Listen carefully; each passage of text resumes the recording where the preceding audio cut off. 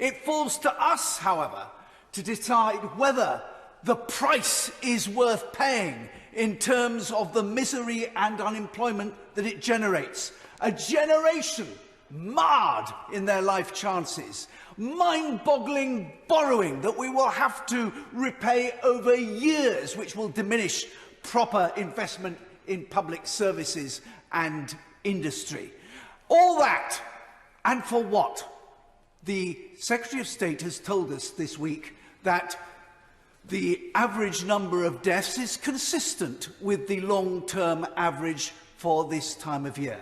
1,600 people die every day, but COVID is by no means chief amongst their killers.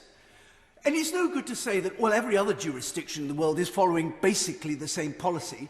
That would strike me as herd stupidity. And speaking of herds, I understand that a number of ministers have questioned the existence of herd immunity, which is odd, given that a successful vaccine programme relies on herd immunity, and that is the basket into which the government has placed all its eggs. Throw into this mix, Madam Deputy Speaker, the fact that we appear to be determined to claim every possible death as a COVID death, as if we were in some sort of international league and competition.